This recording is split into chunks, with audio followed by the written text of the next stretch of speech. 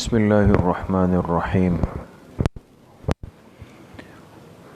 مسائل کی مجلس میں مختلف ان امور کا، ان چیزوں کا بیان گزرا کہ جس کا تعلق ہماری باطنی اور روحانی زندگی سے ہے، اور یہ بات بھی عرض ہوئی کہ باطن کو پاک صاف رکھنا اس لیے ضروری ہے کہ اس کا بہت بڑا اثر ہمارے اعمال پر پڑتا ہے۔ نماز ہے، تلاوت ہے، تسبیحات ہے، دعا ہے، صدقہ انفاق ہے، کہ جتنے معمولات ہیں ان میں آج ہمیں کیفیات، لذت، لطف محسوس نہیں ہوتی۔ اس کی وجہ یہ کہ باطن کی بہت ساری خرابیوں کے ساتھ ہم اعمال ادا کر رہے ہوتے۔ تو نماز تو مسجد میں پڑھی، صف اول میں بھی پڑھی، تکبیر اولیٰ کے ساتھ پڑھی، لیکن نماز پڑھتے ہوئے یہ احساس بھی نہیں ہوتا کہ اللہ کی بارگاہ میں اللہ کے سامنے کھڑا ہوں۔ اسی طرح تلاوت کرنے کے لیے جب آج ہم قرآن کریم اٹھاتے ہیں تو دل پر ایک بوجھ آ جاتا ہے، پڑھا نہیں جاتا۔ ایک صفحہ پڑھا، ساتھی کہتے ہیں بس آنکھوں کے سامنے اندھیرا آ جاتا ہے، ہمت ٹوٹ جاتی۔ ذکر میں بیٹھتے ہیں، ویسے نیند نہیں آتی، لیکن جیسے ہی تسبیحات شروع کریں گے سستی آ جائے گی، نیند آنے لگ جائے گی۔ ہر عمل پر اثر ہوا ہے، اور اس کی وجہ یہ ہے کہ یہ باطنی اور روحانی امراض اور کمزوریاں زندگی کا حصہ بن گئی، اس کے ساتھ جی رہے ہیں، تو اعمال متاثر ہو گئے۔ آج کی مجلس میں جو بات انشاءاللہ مختصراً عرض کرنی ہے، بہت اہم بات ہے، وہ ہے اللہ پاک نے اس امت کو ایک بڑی نعمت دی ہے، اور اس نعمت پر بہت بڑی فضیلت دی ہے جو صبر کہلاتی ہے۔ صبر۔ لیکن ایک بات سمجھنا ضروری ہے کہ عام طور پہ ہمارے سامنے جب یہ لفظ آتا ہے صبر کا، کہ بھئی صبر کا حکم ہے، صبر کرنا چاہیے، تو ایک ہی چیز ذہن میں ہوتی ہے کہ کوئی تکلیف آئے تو میں اس پہ صبر کر لوں، کوئی پریشانی آئے تو میں اس پہ صبر کر لوں، تو یہ صبر ہے۔ حالانکہ صبر کا مطلب کیا ہے، صبر کس کو کہتے ہیں، اور ہماری زندگی میں وہ کتنے موقع ہیں جس میں ہمیں صبر کا حکم دیا گیا ہے، وہ باتیں سمجھنا ضروری ہے دوستو۔ سب سے پہلی بات تو یہ ہے کہ صبر کس کو کہتے ہیں، تو فرماتے ہیں کہ نفس کو دین کی بات پر پابند رکھنا۔ دیکھیں، نفس کو یعنی اپنے آپ کو دین کی بات پر پابند رکھنا، یہ صبر ہے۔ کبھی ہمارا اس طرف ذہن نہیں گیا کہ یہ بھی صبر ہے۔ نفس کو دین کی بات پر پابند رکھنا اور دین کے برخلاف اس سے کوئی کام نہ ہونے دینا، یہ صبر کہلاتا ہے۔ ہمارے اندر جو جذبات ہے اعمال سے متعلق، دین سے متعلق، وہ جذبات جمے رہیں، ختم نہ ہو، ہم اس پہ کھڑے رہیں، وہ ہم سے چھن نہ جائیں۔ یہ کیفیت میرے عزیزوں، دوستوں، بزرگوں، یہ صبر کہلاتی ہے۔ آج اگر میں نے 2 رکعت نفل ابھی پڑھی ہے اور کل آیا اور ہمت نہیں ہو رہی، اس کا مطلب میرے اندر صبر نہیں۔ تو انسان دین کے معمولات پر عادی ہو جائے، اس پر اپنے آپ کو لے آئے، یہ صبر کا سب سے بڑا مفہوم ہے۔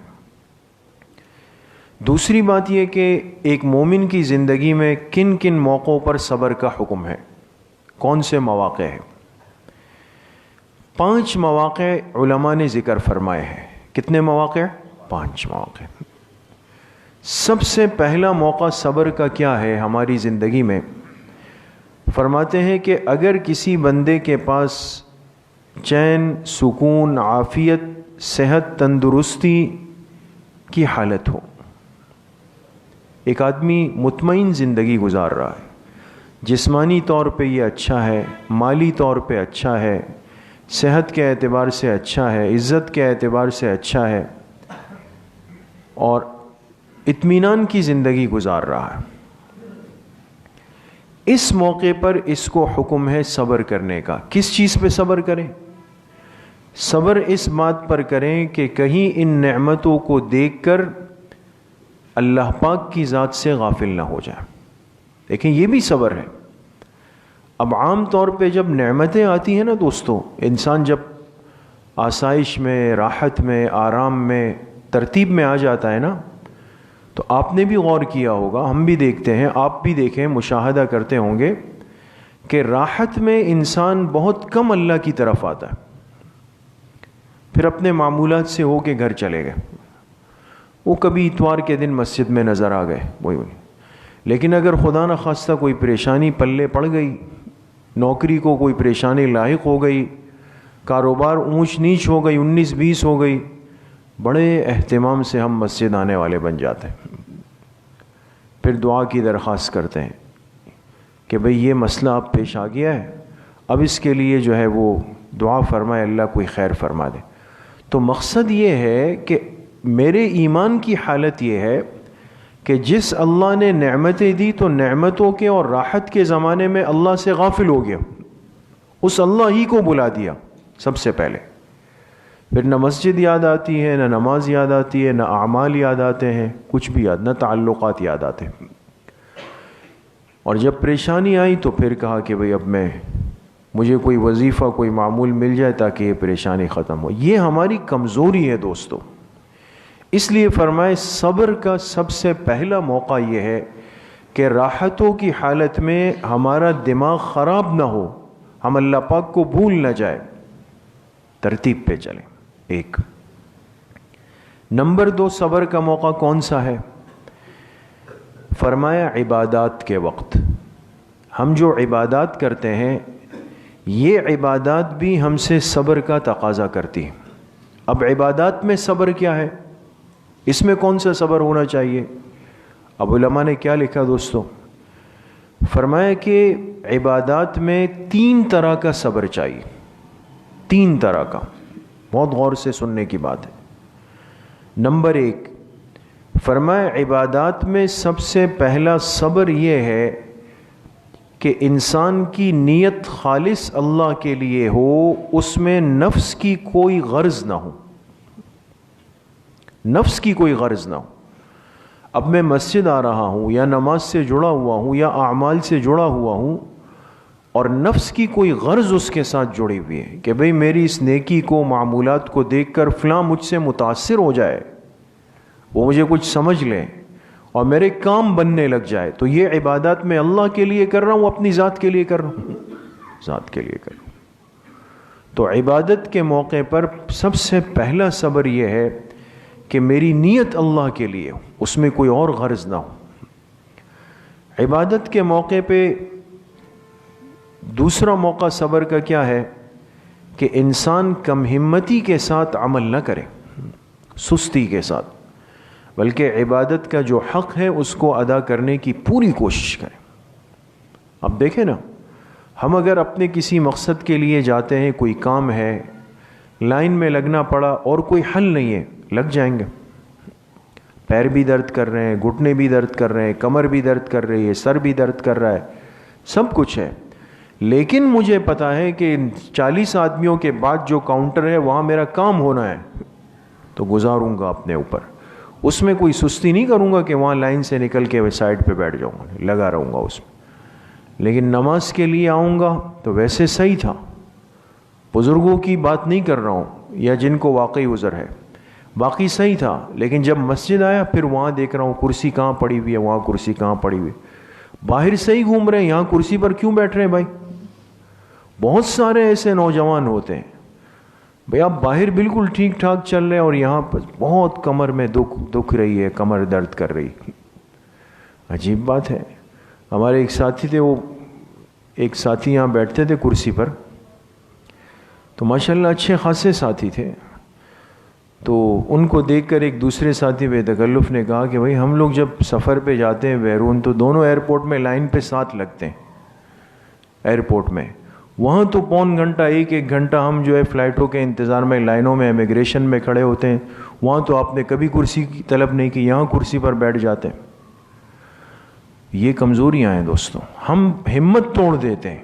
ٹھیک ہے، عذر ہے، تکلیف وہ اپنی جگہ پر ہے، لیکن اب مسئلہ یہ ہے کہ اب کرسیاں مسجد میں آ گئی تو اب اچھے خاصے جوان نوجوان وہ بھی جا کے اس کا حصہ بن جاتے ہیں، ہلکی سی تکلیف کے لیے کرسیوں کا سہارا لے لیے۔ یہ کم ہمتی پر دلیل ہے اور کچھ بھی نہیں، ہمتیں پست ہو گئی۔ تو گویا عبادت میں صبر کا دوسرا موقع یہ کہ انسان چستی کے ساتھ پڑھے، کم ہمتی کے ساتھ نہیں۔ نمبر 3 فرمایا عبادت میں صبر کا تیسرا موقع یہ ہے کہ اس سے فارغ ہونے کے بعد کسی کے روبرو، کسی کے سامنے اس کا تذکرہ نہ کرے۔ بھئی جس ذات کے لیے میں نے کر لیا اس کو تو پتہ چل گیا، نامہ اعمال میں آ گیا، اب کیا ضرورت ہے کہ بھئی 10 آدمی خاندان والے، تقریب والے، محلے والے واقف ہوں کہ حضرت والا یہ معمولات پورے کرتے ہیں۔ یہ بھی ایک باطنی روحانی کمزوری ہے۔ تو عبادات کے موقع کا صبر کتنی باتیں ہیں دوستوں؟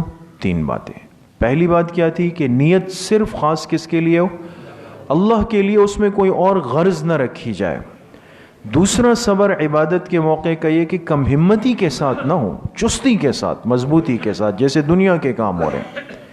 اور تیسرا صبر عبادت کے موقع کا یہ کہ جب کر لے تو اس کا تذکرہ کسی کے سامنے نہ کرے، بس اللہ پاک کے سامنے ہو گیا، آپ فارغ ہو گئے، مطمئن ہو جائے۔ اچھا جی، فرماتے ہیں مومن کی زندگی میں تیسرا اہم موقع صبر کا کیا ہے کہ اگر اس کو گناہ کا موقع مل جائے، ایسے موقع پہ یہ اپنے نفس کو قابو کر کے گناہ سے روک لے۔ اب ہم اس کو کہاں صبر سمجھتے ہیں، لیکن یہ بھی صبر ہے کہ انسان اپنے آپ کو، اپنے نفس کو گناہ سے قابو کر لے، اس کو روک لے۔ وہاں پر آج عام ہے، بد نظری کا موقع ہوتا ہے، غیبت کا موقع ہوتا ہے، بدگمانیوں کا موقع ہوتا ہے، کسی کے پیٹھ پیچھے باتیں بنانے کا، تہمت کا موقع ہمارے پاس ہوتا ہے، بہت ساری باتیں ہوتی ہیں۔ ایسے موقعوں پر جب موقع مل جائے، سہولت مل جائے، پھر بھی ہم اپنے آپ کو روک لیں، یقین کریں یہ صبر ہے اور صبر کا اجر ملے گا، اس پہ بھی صبر کا اجر ملے گا۔ اور صبر کا اجر وہ لامتناہی، انما یوفی الصابرون اجرہم بغیر حساب۔ یہ ایک عمل قرآن میں ایسا ذکر کیا کہ اللہ پاک نے خود فرمایا کہ صبر کرنے والوں کو ان کا اجر بے حساب دیا جاتا ہے۔ اللہ پاک فرما رہے بے حساب اجر ہے۔ تو گناہ کا موقع آئے اور ہم اپنی نظر جھکا لیں، اپنی زبان کنٹرول کر لے، کانوں پہ کنٹرول کر لے، پیٹ پہ کنٹرول کر لے، شرمگاہ پہ کنٹرول کر لے، ہاتھوں پیروں پہ کنٹرول کر لے، پیٹ پہ کنٹرول کر لے، تو سمجھ جائے کہ اللہ نے آپ کو صبر کا موقع دے دیا اور آپ کو صبر کا اجر اس پہ ملے۔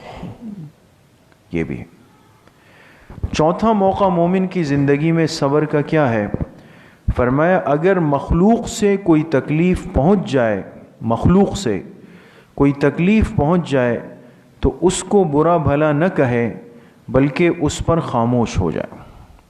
کہہ سکتا تھا، بدلہ لے سکتا تھا، اس نے اگر 4 سنائی میں 2 تو سنا سکتا تھا اس کو، اور اگر قریب سے نہیں تو دور سے کچھ جواب دے سکتا تھا، کچھ بھی کر سکتا تھا، لیکن اس کے اس نقصان اور تکلیف پہنچانے پر باوجود اس کے کہ میں بدلہ لینے پر قادر ہوں، پورا بدلہ لوں یا کسی درجے میں لوں، لیکن اس مومن نے صبر کے فضائل کا استحضار کیا کہ بھئی صبر کا اتنا بڑا اجر ہے، اس نے اس سے کوئی بدلہ نہیں لیا، خاموشی اختیار کر لی، فرمایا اس کو بھی صبر کا اجر ملے گا۔ 5واں موقع فرمایا مومن کی زندگی میں یہ ہے کہ اگر اس پر اللہ کی طرف سے کوئی بیماری، کوئی آزمائش، کوئی تکلیف، مالی نقصان یا کسی عزیز و اقارب رشتہ دار کے اچانک انتقال، یہ معاملات اس کو پیش آ جائے اچانک، تو صدمہ ہے، دل پر ایک صدمہ اور بوجھ آئے گا۔ یہ بڑا اہم موقع ہوتا ہے دوستوں کہ اللہ پاک فرشتوں سے فرماتے میرا یہ بندہ میرے بارے میں کیا کہتا ہے، دیکھو اس کو۔ تو اگر یہ زبان سے خلاف شرع کوئی کلمہ نہیں کہتا، نہیں نکالتا، بلکہ صبر کر کے خاموش ہو جاتا ہے، اس کو اللہ کا فیصلہ سمجھتا ہے، تو فرمائے ایسے بندے کو بھی صبر کا اجر دے دیا جاتا ہے۔ تو اصل موقع حدیث پاک میں آتا ہے الصبر عند الصدمۃ الاولی، صبر کا اصل اجر اس صورت میں ملتا ہے جب صدمے کے بالکل ابتدائی وقت میں انسان صبر کر لے۔ بعد میں تو فطرتاً صبر ہے نا، آپ کسی کو دفنا کے آ گئے 3 دن 5 دن 8 دن بعد صبر آ جائے گا، یا کوئی تکلیف آئی کچھ عرصے بعد بھول جائیں گے آپ اس کو۔ اصل صبر کمال یہ ہے کہ جب پیش آیا معاملہ اس موقع پر آپ نے اللہ پاک سے کوئی گلہ شکوہ نہیں کیا، آپ نے اس کو برداشت کر لیا، اللہ کا فیصلہ سمجھ لیا۔ تو عرض کرنے کا مقصد میرے دوستوں بزرگوں یہ ہے کہ صرف یہ نہ سمجھا جائے کہ تکلیف کے موقع پر انسان جو ہے وہ صبر کر لے تو یہ صبر ہے، لیکن جیسے آپ حضرات نے سنا کہ عافیت میں اچھے حالات میں بھی انسان اپنے نفس پہ قابو رکھے، کم ظرف نہ بنے، یہ بھی صبر ہے۔ عبادات کے موقع پہ بھی انسان احتیاط کے ساتھ چلے تو یہ بھی صبر ہے۔ اسی طریقے سے گناہ کا موقع ملے اور پھر بھی یہ بندہ اپنے آپ کو روک لے تو یہ بھی صبر ہے۔ کوئی تکلیف دے اس سے بدلہ لے سکتا ہے، اس سے بدلہ نہ لے معاف کر دے، یہ بھی صبر ہے۔ کوئی تکلیف آزمائش پریشانی، کسی کے انتقال، اچانک حادثہ ہو جائے، اس پر انسان گلے شکوے جزع فضع نہ کرے، یہ بھی صبر ہے۔ تو زندگی میں کتنے موقع ہمارے پاس اس اجر کے کمانے کے آتے ہیں، لیکن ہم اس کو ضائع کر دیتے ہیں۔ تو یہ بھی بہرحال بہت بڑا عمل ہے، اور جب انسان صبر والی زندگی میں آتا ہے تو اللہ پاک کے مقربین میں شامل ہو جاتا ہے، اس لیے کہ یہ وہ حکم ہے جو اللہ پاک نے قرآن کریم میں جناب نبی کریم صلی اللہ علیہ وسلم کو خود کئی موقعوں پر دیا، کئی موقعوں پر۔ وَلِرَبِّكَ فَاصْبِرْ، فرمائے میرے حبیب صلی اللہ علیہ وسلم یہ مکہ والے جو آپ کو تکلیفیں دیتے ہیں، پریشان کرتے ہیں، ان کی تکلیفوں کے بدلے اپنے رب کے لیے صبر کر لے۔ اور دوسری جگہ فرمائے وَاصْبِرْ وَمَا صَبْرُكَ إِلَّا بِاللَّهِ، اے میرے حبیب صلی اللہ علیہ وسلم آپ صبر کریں، اور آپ کا جو صبر ہوگا وہ صرف اللہ کے لیے ہو۔ اس کا حکم اللہ کے پاک پیغمبر کو ہے۔ اس لیے علماء نے لکھا جب انسان صبر کی عادت ڈال لے تو اللہ کے مقربین میں شمار ہو جاتا ہے۔ اللہ پاک ہم سب کو صحیح عمل کی توفیق نصیب فرمائے۔ الحمدللہ رب العالمین والصلاة والسلام علی سیدنا و سندنا و حبیبنا و شفیعنا